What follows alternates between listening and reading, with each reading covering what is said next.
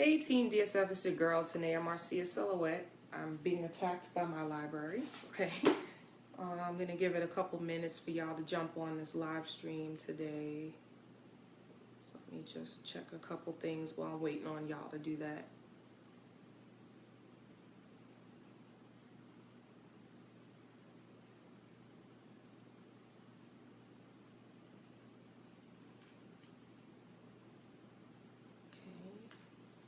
Just going to give it a few more minutes here before we get started.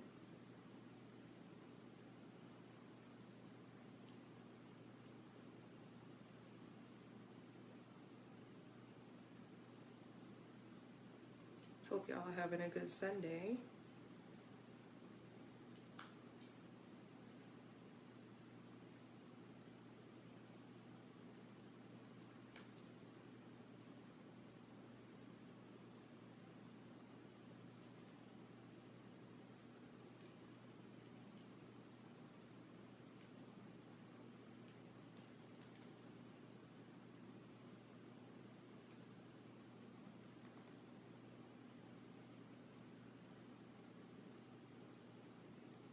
And just a few more minutes. And then I'm going to get started because I don't like keeping y'all up for nothing. So, all right. Okay. So, this is your girl, Tanaya-Marcia Silhouette, and this is your Team DSF weekly business training. And this week I want to discuss the basics. You know, it's a new year. We're in our second Sunday of the year, 2017. We've been talking about a lot. If you've been following me over the past year and, you know, every week what I do for training and all that. And sometimes it might get a little bit complicated, you know, or we might think it's complicated or it may sound overwhelming or whatever. But at the end of the day, in network marketing, it's a simple business. It's simple. It's not always easy, depending on how easy you want to make it. Sometimes we overcomplicate things ourselves. I am someone that does that a lot because I'm a very analytical person. And sometimes we do it because we just aren't educated yet. And so we learn things the hard way. Whatever the reason, I like to always, every so often, periodically throughout my weekly training events and what I decide what topics I want to talk about, I want to bring it back to the basics, okay? Because at the end of the day, we're all here to make money so that that money and that financial freedom and independence can lead us to the choices that we are able to make to create a better future for ourselves and our families and our loved ones and whoever else we want to involve in our life and what we want to do with what we have. So what does that mean? Remembering the basics, well, it's simple. In my company and in network marketing in general, they're similar with things that you need to do in order to get people to the information, get people to understand what it is that you're selling, because you are selling something in network marketing, okay, end of the day. Okay, you're a business, you're selling something. Get them educated on what that is and have them decide if they want to make a decision. In my company, we call that a 3-step system. Step 1, 2, 3, connect, tool, event. That is the 3-step process that your prospect is going to go through in order for them to be educated on what products or services that you are selling, and then they can make an informed decision based on that. So, what does that mean for you? You need to understand how to connect with your prospect, how to get them to a tool, and how to get them to an event so they can make an informed decision, and then you can hopefully make money and they can hopefully make money if they decide to partner with you in business in addition to just becoming your customer. Or they might decide they don't want either parts of that, and that's fine. At least they were educated and they were able to make that decision based on facts and information and not just on what they think it is that you're trying to sell them. So what does that process entail and how do you do that? What is CTE? Like I said, CTE, Connect Tool Event. That is the 3-step process. So how do you get them to step 1? You need to connect with them. Now, if you've listened to any of my training over the past year, you know that I stress that connecting is not the same as the invite. Okay, so when I speak on connecting, I want you to understand what that means. Okay, connecting is establishing a genuine relationship with a prospect. That is an ongoing, lifelong process, and it's something that should come from the heart. It's something that should come from truth. and it's something that we all need to do in order to be successful in our business, okay? If you look at traditional business models and customer service skills and consultants that come out and they talk to these traditional businesses and they say, how can we better improve, our relationship with our customers? They might recommend they get on social media and talk to their customers, or they, offer any kind of incentives, or, they get to know them. There's a whole bunch of algorithms and targeting and, specialists out there that tell you, oh, you need to look at this demographic for this reason and tell your advertising to this and that, whatever. All of that is part of the connecting process. Okay, what that means is when you are communicating with your prospect, either via one-on-one interaction in person or the telephone or any type of way that you're communicating with them, it has to be genuine, and it has to show them that you are caring about them first before you even are worried about whether or not they're going to purchase whatever you're selling. That connection takes time, just like a new friend. You might meet somebody in the street and they become a friend, and then you get to know each other better, and then you have an interest in their life, they have an interest in your life, you guys may go hang out once in a while, then you talk about their families, you start to learn their names, you start to learn what's important to them, what's stressing them out, they might need you to cry on their shoulder, they might need to cry on your shoulder or vice versa. You establish a relationship and it grows over time, and you become invested in that relationship with that person. And so then you might end up doing things for each other, like, hey, pick the children up from school, or hey, let's go hang out together on a play date with our children, or let's come to my wedding, you're invited, whatever. It gets even more personal. And then, hey, maybe I need to borrow some money from you. Maybe you need to borrow money from me, or, whatever. That happens over time. It's not like you meet somebody in the street and then the next day you're loaning them $1,000, or the next day you're taking their children to the babysitter and they don't even know you that well. It takes time, and it's a gradual process, and you're investing time, money, and energy into that. Why am I saying all that? Because when you are connecting with your prospect, it is the same process. Okay, a lot of times in network marketing, when you're new to this and you're excited, you want to hurry up and rush to the invite. You want to meet somebody on the street and shove your business opportunity down their throat. And maybe that might work, here and there for people. If it's the right time and it's, the right person and whatever, the stars align, that's great. And, I did tell you before, when you're scared of sharing your business opportunity with people, that practicing on strangers is good, because if you get told no by them, then you're not going to feel so upset about it because you don't know them that well from the next person. I get that. But that doesn't mean that because you know that you're practicing on the stranger that you need to be reckless. You still need to follow the system and be genuine in your connection with this stranger, because they might end up becoming a good friend of yours. And hey, what better example of, life happening in a good way? Even if they don't end up buying anything from you, you just got a new friend, So always be genuine. So here's how you connect with people. Okay? Initiate the conversation. Don't wait for them to initiate the conversation with you. I am very, very horrible about this, because I'm military. I'm prior military, 2 different branches. And over my 14-year military career, I have, especially with social media, when I got a Facebook account in 2010, it made it worse for me. But I had a hard time staying in touch with friends. I would go to a duty station. Usually in the military, you stay in one location for about 3 years, and then you go to another place, and then you repeat the process, right? 3 years, I'm good, I have friends, and I'm talking to them, and I'm doing all those things I said. I'm getting to know their families, I'm getting to know them, their birthdays, we're hanging out, we're having fun, we're crying, we're laughing, we're joking, doing all these cuddly things, and we're going through life experiences together and building this great relationship, and it's exciting, and they're my Facebook friends. And then I go to another location 3 years later, and it's like, oh man, I'm gonna miss you. We'll stay in touch, and we don't. And I'm not gonna sit here and blame them, because I'm only talking about myself. So guess what? I have to take that blame. Even if they have a part in it, maybe it's 50-50, or maybe they reached out to me and I blew them off because I'm busy, whatever. But the point is, I have to take responsibility for the fact that I played a part in our relationship going distant. Because I didn't keep connecting with them. It's an ongoing process. And social media sometimes makes us feel like we don't need to pick up the phone. Like, oh, I seen you on Facebook. You posted a status, a life event happened. I liked it, so that was us connecting.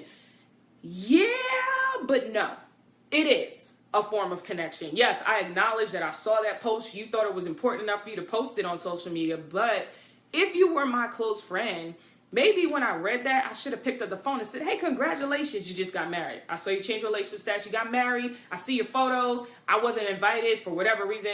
I'm not going to say that, but I'm just saying maybe I wasn't invited for whatever reason. I can still call you and say, hey, congratulations. But you know what? Maybe if I had been consistent with connecting with you, you would have invited me. Regardless of where I am in the world, you would have invited me to your wedding. You know what I'm saying? And it goes both ways. Maybe I feel like they are doing that to me. Maybe I did reach out to some of my friends and they haven't answered the phone. And so I'm pissed off and I'm mad at them. And so I'm not going to talk to them. No, that's not how you should. Here's the thing. You could do it that way. You can handle it that way. If it's something, if it's toxic and you want that out of your life, then fine. But if you feel like that relationship is valuable enough where you guys can fix it, then continue to reach out to them. You know what I mean?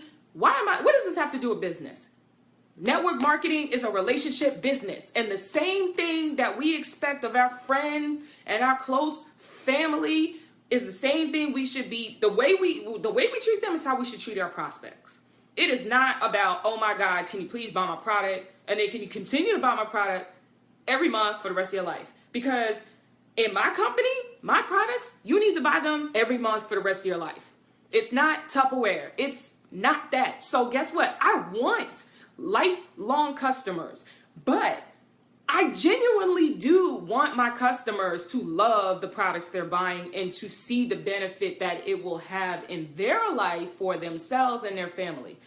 Yes, I want to make money, but I really genuinely want them to make money and I want them to enjoy the products that they are spending their hard-earned money on in my company.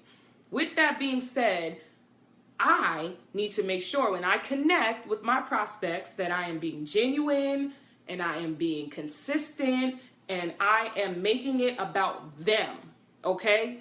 Then, as you continue your ongoing relationship with them, at some point, if you haven't already done it and you hear these triggers about your, hey, I need money or hey, I have this issue going on, you do the invite, which is inside of the connection. Okay, that's why there's no I in CTE, because it's part of the C, but it's not the C. It's part of the C. It's inside of the C, and we can't tell you where in the C it is. It's just there, so it's implied, okay? So the invite is part of the connecting, but the connecting is not the invite. You understand what I'm saying? So somewhere in that connection process, you invite them to your business opportunity, and then you let it happen naturally where you let them know these are different ways that I can share this with you.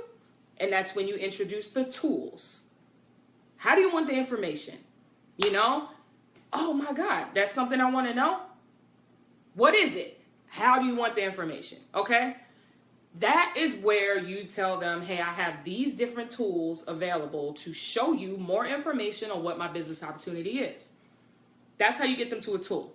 It could be a website, your website. It could be a third-party website that talks about your company or your opportunity. It could be a magazine. It could be a pamphlet, that advertises some of your products that, most companies have like these pre-done, pretty-looking pamphlets that you get when you first join the business or whatever. It could be anything that is not a person that is telling you more information about your company. Something that is not a person that cannot answer questions back, that tells you more about your information. That is a tool, okay? That could be like a opportunity, not an opportunity, but more like a video that tells information about your specific products or something like that. I use a lot of videos because our company has prepackaged videos that are great at explaining all the little details of our products, because I ain't got time for that. I don't have time to sit here and tell you all that. I could, but depending on how our connection is going, if I'm seeing you in passing, if we're on Facebook talking, or if I'm at work and I see you in the hallway, I might not have time for that. So I'm going to just send it to you. You could look at it. Let me know when is a good time for you to look at it. And that's when I'm going to send it. And then I'm going to schedule a time where you can link up with myself along with a business partner so that they can answer any questions that you have. Now, what did I just say? A time when you could link up with myself, who is familiar to you, and a business partner, so they, not me, can answer any questions you have. And some prospects, most of them, are probably going to be like, why can't I just talk to you about it? That's when the professionalism comes into play. Because now you're trying to get them from step 2, which is a tool, to step 3, which is an event. This is the response that you should say. Something along the lines of, well, in my industry and in my company in particular, we follow a certain system, a blueprint for success. And that blueprint involves me getting you to a third party who can answer the questions for you, because we want to make sure that you are getting all of the information the same way that I received the information. And I would not be a professional in my business if I did this any other way than that. This also ensures that if you find this business opportunity appealing and you want to partner with me, that you can do the same exact thing that I just did, even though you're not yet educated on everything that this business opportunity has to offer, because you just started. So we want to make sure that we do it the same way every single time, because that system has been proven to be the most successful and the best way for us to get money and grow our business. If they don't respect that, then they're not respecting you and your work ethic and the way that you want to run your business. Because at the end of the day, if they start disputing with you, it's like, yo, what is the big deal? I mean, you're still going to get your questions answered. I'm going to be right there with you. I'm not going to have you sit there with them alone. I'm not going to have you on the phone with them alone. I'm not going to have them yelling at you, or they're not going to say anything that's going to make you uncomfortable. Hey, there's different events. There's different types of events that you can get to. You know, if you don't feel comfortable interacting with somebody in person, I can get you on a 3-way phone call with them and you can have them answer your questions that way. If you want to know more information about it, but you don't want them targeting you, maybe you can get on what we call a launch call, where all you have to do is dial in and just put the code in and listen. You don't even have to speak. You could just listen to all the other people on the call that have questions. Maybe they have the same question you have. So you can hear them ask it, get the answers, and that'll answer your question. And then if you still have some questions later, then maybe you'll feel more comfortable about doing a follow-up where your questions can be answered at that point. But I really do think it's important that you get to one of these events so that you get more information, because the videos and the pamphlets and the websites and all that stuff that I sent you, they're great at providing a lot of information, but that's not the total picture. And I want to make sure you get all of the information that you need to make an informed decision, because it's your hard-earned money that you're considering putting into this business opportunity and or into these products that you want to try. So, you know, out of respect for the system and the process and the way that I run my business, which one of these events is right for you? And what date, time, and location works for you? Yada, yada, yada. Y'all go back and forth. You coordinate it. Confirm, confirm, confirm. Right? Boom. Great. And then you make it happen. Then, after they get to an event, well, let me just talk on that real quick. Okay? When they get to the event, you need to know your role. Okay? Because say you bring them to a physical home meeting. Okay? I do want to speak on that. You need to make sure that you make them feel comfortable. Now, there might be some situations where you'll have multiple prospects at these events. And so, oh, well, you got to do what you got to do. You got to make them all feel comfortable. And if none of them know anybody else besides you, you got to work that thing. Okay.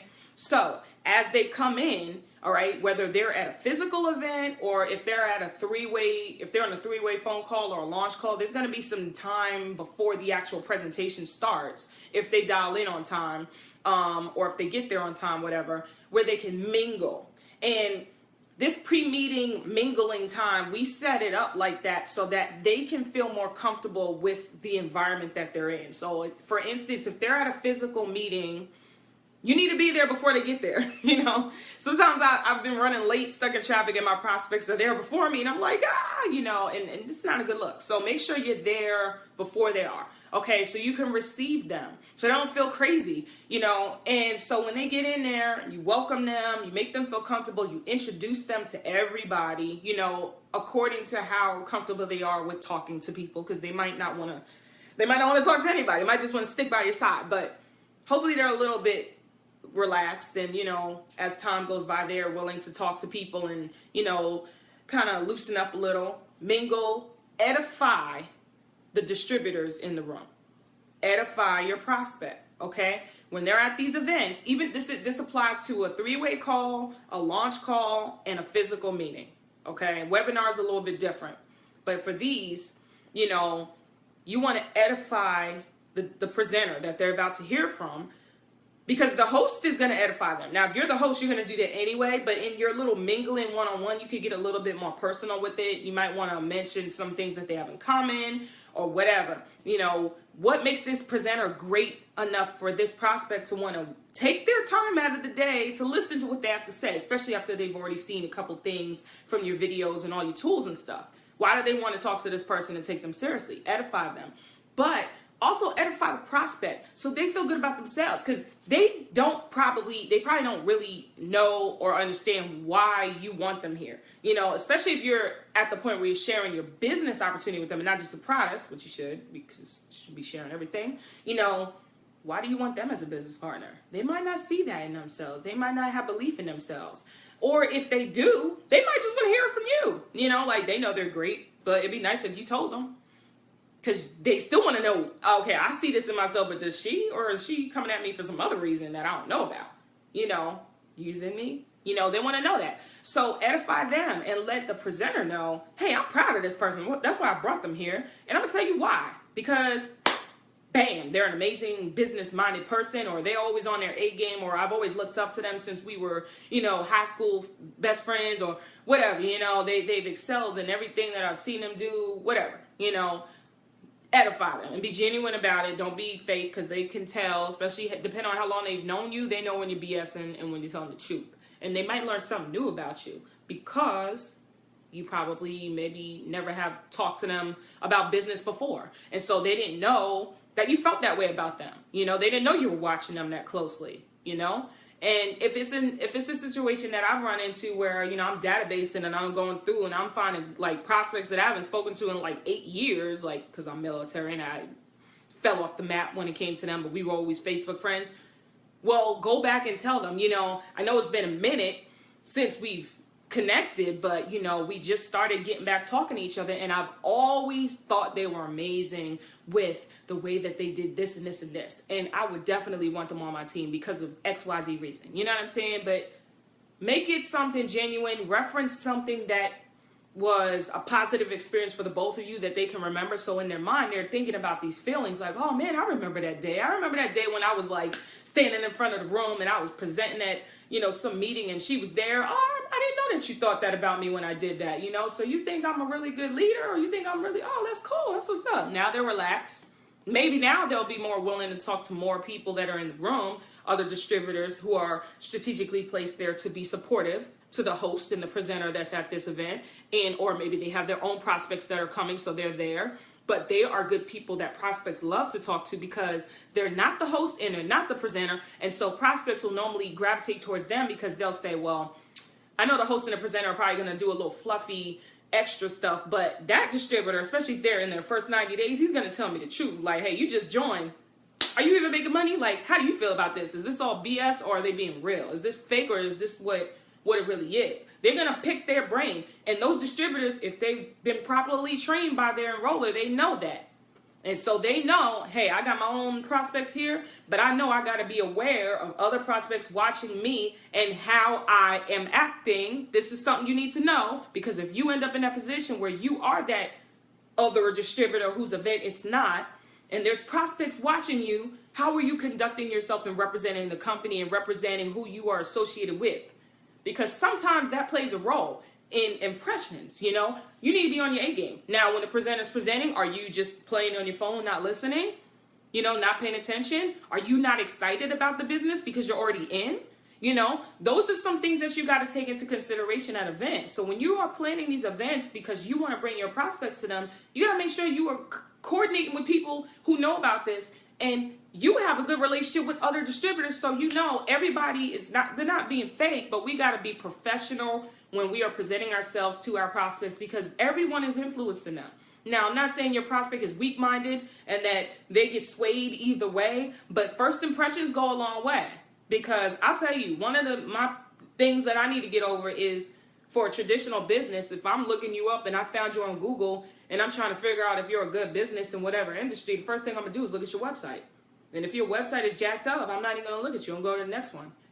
Something so simple that has nothing to do with, doesn't tell me how good they are with customer service or the quality of products, but it's just a presentation. If I don't like the way your website looks, if it looks janky and suspicious, I'm not even going to go and inquire about your services. So if I'm considering joining a business opportunity and all the distributors I see in a business opportunity in that area act or are ratchet or unprofessional, then I might like the opportunity, but I might not want to join that team.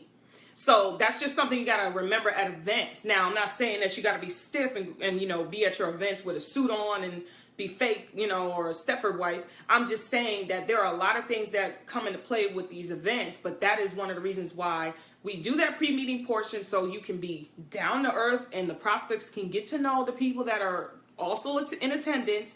Then, once the event starts and the presentation starts, the host will formally edify the presenter, and then the presenter will take over, and the presenter will formally thank the host, edify the host, and then thank all of the guests, the prospects that are in attendance, and then they will do their presentation, which I'm not going to go into that, because if you're an advisor, presenter, you already know what you're doing, because you're not going to just do that when you join a business. You already know. I don't need to educate y'all on that. So that is part of what the CTE Connect Tool event process is, but it's not the total picture, because after you get to that part where they've been third-partied, they've been to an event, here's the important part: follow up. You have to follow up. It's very rare that people will make a decision after the first time they've been third-partied. It happens, but it's rare. More times than not, you need to follow up with them and follow up again and follow up again, and not be a nag, but be consistent, be professional, and let them know, hey, I'm not trying to nag you or anything, but I just want to know if you have any concerns and how I can resolve them. On a scale of 1 to 10, where are you at? And if they say anything less than a 10, then you ask them, okay, why are you not a lower number than the number they said? That makes them think about the opportunity in a positive manner and say, well, I'm a 6 and not a 4 because I think this is great and blah, blah, blah. Great. That's awesome. How can I get you from a 6 to a 10? What concerns do you have that I can resolve so you can make an informed decision for yourself and your situation based on what you told me was your situation? Make it personal. Then they tell you, and then you ask, okay, I'm going to send you that information or get you to whatever information you need to resolve those concerns. When is a good time for me to follow up with you after you've had time to look at that information or talk to the person or whatever it is that you got to do to get them to resolve the concerns, so that I'm not asking you every day, hey, did you make a decision yet? No. When is a good time? It's always appointment based. Always make appointments so we can go throughout our lives and I'm not wasting my time chasing prospects, and I don't expect my prospects to waste their time answering me when I try to chase them. I ain't got time for that. I'm busy, okay? And your posture should reflect that. Not in an a-hole way, but be real about it. Like, yo, I'm not desperate to have you in my business, but there's a sense of urgency in the sense that this opportunity is not going to be here that long, and you are very important to me, so I really want to make sure that you get to a decision, and if that means getting into this, that you get into this before the opportunity goes away. I don't want you to miss out on this, but at the same time, I understand that it's a big deal, and it's going to take you a minute. Just don't let it take too long, okay? Do your research. I did mine, but at the same time, don't BS your way through researching. Don't research your way through, avoiding me, avoiding my calls. I got time for that, okay? If you don't want to do it, we're still friends. I'm just excited that we were finally able to connect again like old days. And we should never lose this connection, regardless of whatever the decision is that you make regarding this opportunity and these products and services or whatever it is that you're selling in your company. I'm just excited that you and I are talking again, and I would love to keep this connection going. So with that, let me know what date, time, location works for you. And I'll go ahead and make sure I add that to my calendar, because I'm super, super busy. I know you're busy, and I know we both don't want our time wasted. And then you just keep it real. Once again, genuine, okay? And if they connect with you enough, they know you're busy, because you should be busy, because you should be doing your business every day, and you should be busy with it, along with your life. If you're not, then guess what? When they join the business, they're going to think that their work ethic is going to be exactly like yours, where you're just laying around, not doing anything, and expecting to make money. So they're watching you.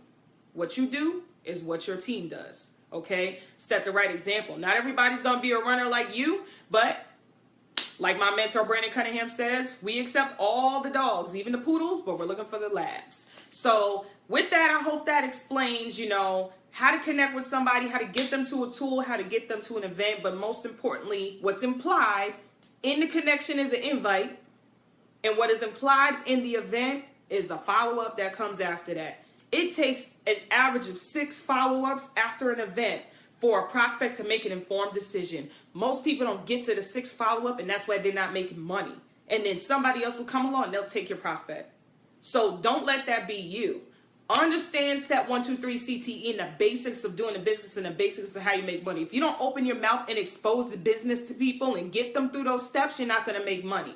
There's nothing else more important in this industry that you can do, listen, to get money. No other way of reinventing the wheel. No. Open your mouth, expose the business. It's a numbers game. Establishing a genuine connection. Get them to a tool, get them to a third-party event, and then get them to a decision. Close the deal. Close the deal. Don't just go into a cycle of blah, blah, blah. Let them make a decision. Close the deal. Sometimes prospects don't know what the next step is. Are you ready to get started? If I've resolved your concerns and you're a 10, cool. When are you ready to get started? Let's go. Stop the BS. You know what I'm saying? People don't know. You got to educate them and be professional about it and be genuine about it. So this is your girl, Tanaya-Marcia Silhouette. This is your Team DSF Weekly Business Training. Thanks everyone for getting on. Jermaine, Lance, Will, Miss Terry, Jay, Alex, everyone else. I appreciate it. Have a good Sunday. Peace.